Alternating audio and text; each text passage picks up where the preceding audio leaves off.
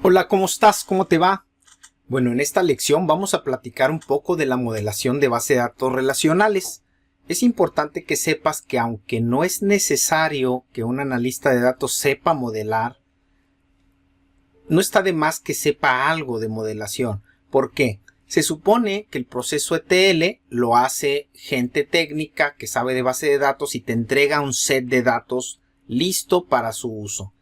La verdad es que en las organizaciones a veces eso no pasa. A veces te mandan cierta información como está y tú eres el que tiene que resolver cómo estructuras el modelo para que sea funcional para ti. Entonces la modelación no es un conocimiento que salga de sobra. Además, en los siguientes temas que voy a explicar, es necesario que entiendas ciertos conceptos de modelación para saber de qué estoy hablando. Por lo tanto, considero pertinente hablar de esto. ¿Cuál es el objetivo de esta lección? Primero, pues hablar un poco de base de datos en general.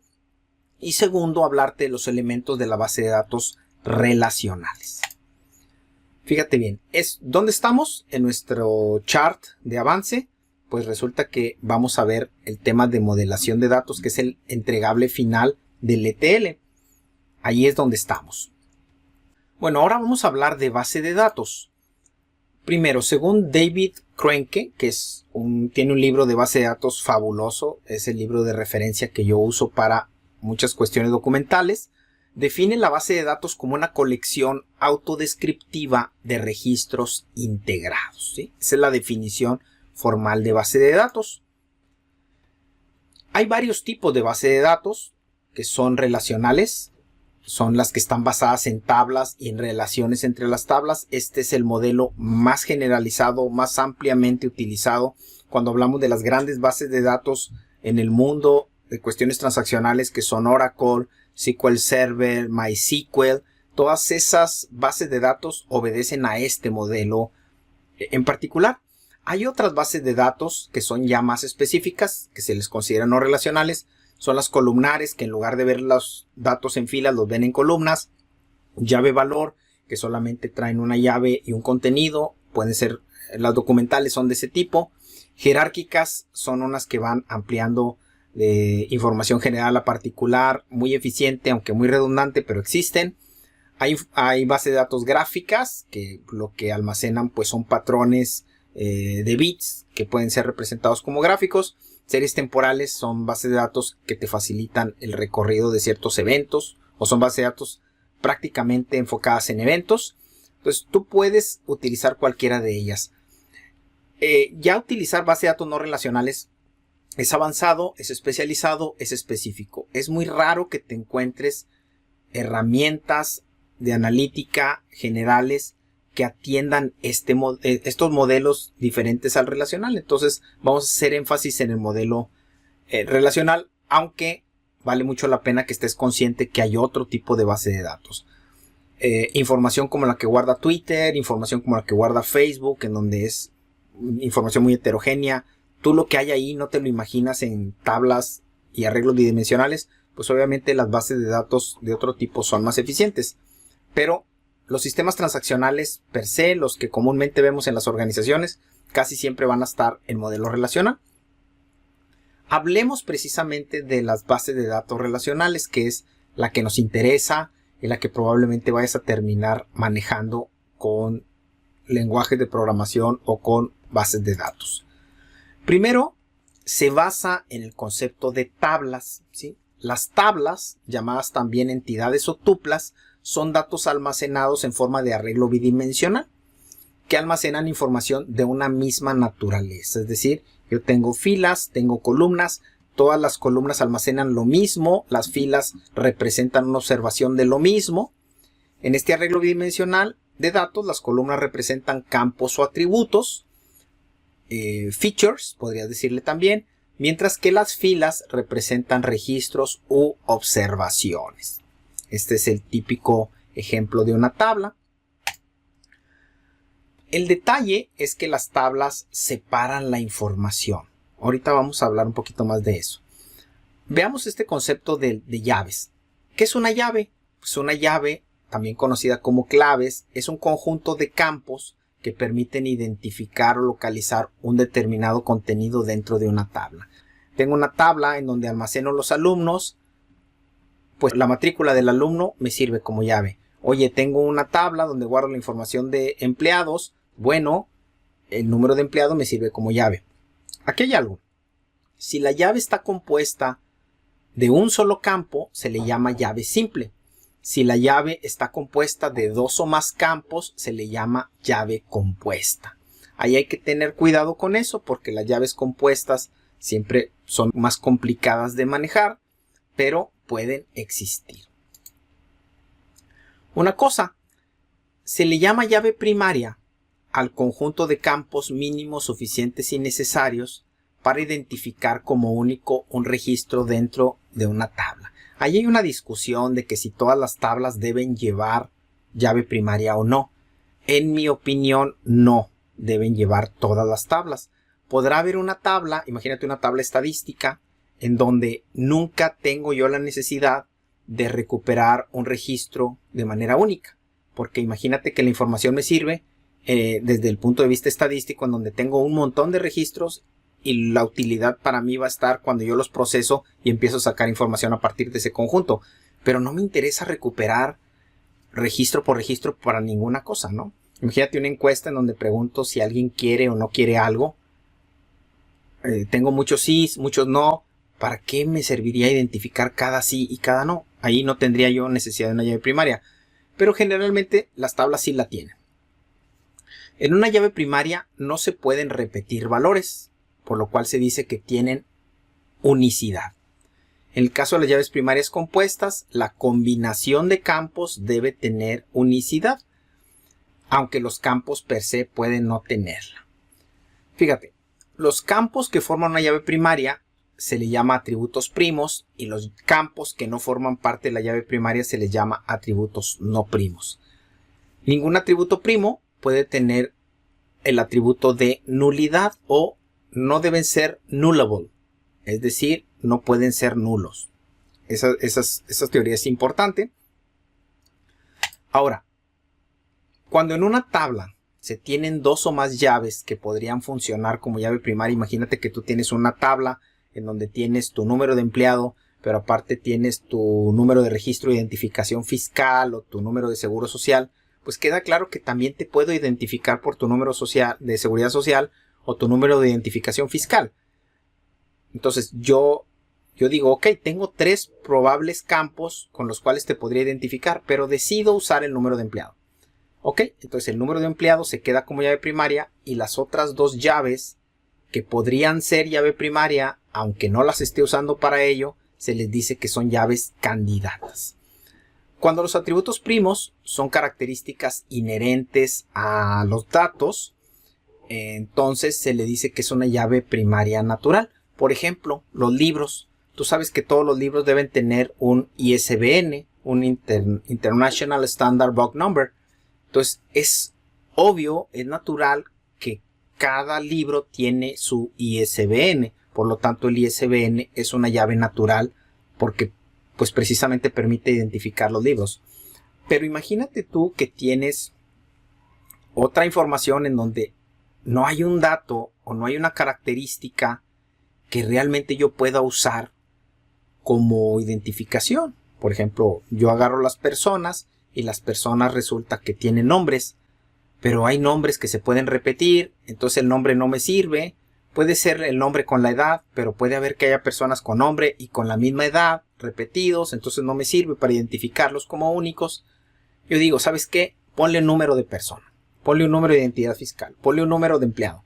Y yo genero de manera ficticia una llave primaria y puedo usarla a placer, ¿no? Ahí hay que distinguir esas dos cosas. Aquí yo te estoy ilustrando cómo sería una tabla. Imagínate tú que tienes una porción de un sistema en donde yo me dedico a hacer facturas. Yo tengo las facturas, cada factura tiene información general. Aquí tengo el número de factura, el momento en que se sucedió la factura y en qué caja. Imagínate que es una tienda de autoservicio, imagínate en qué caja se presentó esta factura en particular. Aquí yo tengo factura 10,000, fue en la caja 1 a este momento. La 10,001 fue en esta caja en este momento y así. Y luego, Cada factura ampara la compra de ciertos productos. Yo acá tengo los productos, fíjate que tengo un catálogo de productos en donde tengo claves de producto, la descripción del producto, su precio de lista y su clave de presentación. Luego aparte, en otra tabla yo tengo las claves de presentaciones por separado. Esto es clásico del modelo relacional. El modelo relacional no es un modelo declarativo, es decir, no ve la factura íntegra como una sola cosa, como una unidad, como una entidad, sino que tú ves la factura reunida como documento, pero atrás en el modelo relacional hay muchas tablas separadas, en donde cada porción de la factura está aparte. Entonces fíjate cómo yo aquí tengo los generales de la factura, yo aquí tengo los productos, yo aquí tengo qué contiene cada factura, qué ampara cada factura. Aquí tengo los tipos o claves de presentación. Lo que está en rojo, si te fijas, es la llave primaria. Aquí tengo una llave primaria simple porque es un solo campo. Aquí tengo una llave primaria compuesta. Fíjate cómo en la llave primaria simple, que es un solo campo, impera el principio de unicidad. Todos son diferentes, todos los valores son diferentes. Pero fíjate acá en la llave compuesta, cómo la unicidad se da al conjunto de campos. Por ejemplo, la llave está compuesta por estos dos campos. El número de factura más el número de ítem sí tiene unicidad, pero el puro número de factura no tiene unicidad, porque de hecho aquí hay 2 veces 10.000, aquí hay 4 veces 10.001 y aquí hay un montón de veces 10.002. Entonces, los campos por sí solos no tienen unicidad, pero en conjunto sí la tienen. Acá también hay unicidad y aquí también hay unicidad. Ahora, fíjate bien. Cuando hablamos de un modelo de datos, yo también lo puedo representar de esta manera. No necesariamente tengo que estar viendo los datos. A veces yo puedo representarlos así, en donde pongo el nombre de la tabla y la serie de campos. Aquí, cuando yo tengo este tipo de ilustraciones, yo puedo ponerle símbolos para identificar qué características le aplican a cada campo. Por ejemplo, aquí yo digo que la tabla factura se compone de los campos num-factura, momento y caja. Y yo puedo decir que el número de factura es primary key o llave primaria. Aquí yo tengo detalle de factura, donde tengo número de factura, número de ítem, clave de producto, cantidad, precio de venta, y donde tengo dos campos como primary key o llave primaria. Y aquí tengo un campo de llave primaria y presentación. Yo puedo representar las tablas de esta manera. Ahora fíjate, una llave foránea es la presencia en una tabla de la llave primaria o candidata de otra tabla o de sí misma, porque yo puedo apuntar hacia mí mismo como tabla. A los campos que están en una y otra tabla se les llama atributos de coincidencia. Fíjate cómo aquí yo tengo factura y esta es la llave primaria de factura. No factura es la llave primaria de factura. Fíjate cómo en detalle de factura, que es otra tabla, yo tengo número de factura también. Quiere decir que la llave primaria de la tabla factura está presente en otra tabla que se llama detalle factura. Por lo tanto, número de factura en esta tabla es llave foránea, mientras que acá es llave primaria. ¿Sí? Aquí yo tengo clave de producto como llave foránea porque es la llave primaria acá. Cuando yo trato de encontrar si hay relaciones entre tablas, siempre voy a hacer esa valoración. ¿La llave primaria de esta tabla está en esta? Sí, hay relación. ¿En esta? No, no hay relación. ¿En esta? No, no hay relación. Y así me llevo cada una de las llaves primarias en general. Por ejemplo, esta número de factura más ítem no está en ninguna otra tabla, por lo tanto no hay llaves foráneas al respecto. Entonces hay que tener cuidado con eso. Cuando se presenta la existencia de una llave foránea que le corresponde a una llave primaria, se dice que entre las tablas hay relación. Y generalmente se va a establecer la relación gráficamente con una línea de ángulos rectos entre las tablas que están relacionadas. En una relación entre tablas, la tabla donde los atributos de coincidencia, se me pasó decirlo acá, si num-factura está aquí y está acá y genera una relación, num-factura es el atributo de coincidencia, ¿ok? Entonces fíjate, cuando se presenta esa existencia de las llaves en dos tablas, se dice que hay una relación. Existiendo una relación, donde los atributos de coincidencia son la llave primaria se le llama tabla fuerte o strong entity. Y en la tabla en donde los atributos de coincidencia son llave foránea se le llama entidad débil o weak entity. A los registros que tienen los mismos valores en los atributos de coincidencia, tanto en la tabla fuerte como en la tabla débil, se les llama registros de coincidencia. ¿Sí? Ahora, ¿qué es la cardinalidad? Este es otro concepto muy importante. El número de registros de coincidencia en la tabla fuerte y en la tabla débil en una relación se le llama cardinalidad. Puede haber varios tipos, puede haber uno a uno, puede haber uno a muchos y puede haber muchos a muchos. Generalmente, cuando hay una relación muchos a muchos, suele descomponerse, se genera una tabla nueva intermedia que contiene las llaves primarias de las otras dos tablas y se hace una tabla que le llamamos tabla de relación. Esa es muy útil. Fíjate, aquí, para explicártelo, te voy a explicar con datos, para que lo veas. Fíjate aquí. Aquí yo tengo este registro con número de factura 10,000. Como número de factura también está acá, se dice que el número de factura es un atributo de coincidencia. Coinciden en ambas tablas. Ahora, aquí yo tengo un solo 10,000 y aquí yo tengo dos 10,000. ¿Te fijas? Eso quiere decir que la cardinalidad va de 1 a muchos. Aquí entre estas dos hay relación y la cardinalidad va de 1 a muchos, en donde aquí puede haber muchas veces el valor de coincidencia, pero acá nada más 1. Entonces la relación va a ser de 1 a muchos. ¿Ok? Eso es como se lee este tipo de diagramas. Ahora fíjate bien aquí. ¿Cómo lo estoy ilustrando? Quiere decir que un registro de factura, es decir, la llave primaria de factura, puede repetirse varias veces, n veces, en detalle de factura.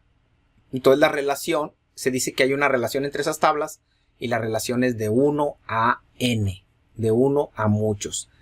Y fíjate cómo aquí en medio hay una flechita que indica el flujo de la relación. Quiere decir que si yo conozco el número de factura, yo puedo conocer los datos de la factura en particular. Pero si yo conozco los datos de la factura en particular, yo no puedo conocer un detalle en particular. Esto significa el flujo, que la factura sí le proporciona datos a detalle, pero detalle no le proporciona los datos a factura. Si yo sé el detalle de factura, yo te puedo decir exactamente a qué producto hace referencia. Pero si yo te digo qué producto, yo no sé a qué detalle hace referencia. De esto se trata, de que este flujo es importante. Aquí, fíjate cómo clave de producto es 1. Clave de producto acá es n. Quiere decir que aquí se puede repetir, acá no se puede repetir. Por lo tanto, en producto es la llave fuerte, en la tabla fuerte, perdón, y detalle y factura es la tabla débil. Ahí donde el campo de coincidencia solamente puede tener valor único, que en este caso es producto, esa es la tabla fuerte, y detalle y factura va a ser la tabla débil, porque el atributo de coincidencia puede repetir valores. Eso es súper importante. Siempre el flujo va a ir de la tabla fuerte a la tabla débil. Recuerda esto. ¿Por qué te lo digo? Porque cuando empieces a modelar datos, te vas a dar cuenta que no puedes llegar de todos lados a todos lados. Fíjate, si tú basaras una consulta o un query a partir de esta tabla de detalle y factura, te darías cuenta que puedes tener a tu disposición toda la información que tú quieras. Porque a través de detalle y factura, puedes tener la información de la factura, puedes tener la información de producto y de manera indirecta puedes tener la información de presentación. Pero si tú hicieras una consulta a partir de producto, por ejemplo, sí puedes tener información de presentación, también puedes tener información de detalle y factura, pero ya no puedes tener información de factura per se, porque ahí te puedes meter, ahí ya vas en contra del flujo de información. Y ahí, es más, ya no puedes llegar ni a detalle y factura. Sí, presentación te da datos, pero detalle y factura no puede darte datos a ti. Entonces, empezar tu consulta desde productos puede generarte problemas. Ahora, ya cuando veamos la modelación, cuando veas ejercicios de modelación, te vas a dar cuenta de todos esos conceptos y por qué son tan importantes. Se pueden cometer vicios de modelo de datos. ¿Cuáles son? Hay 3 vicios importantes. Redundancia.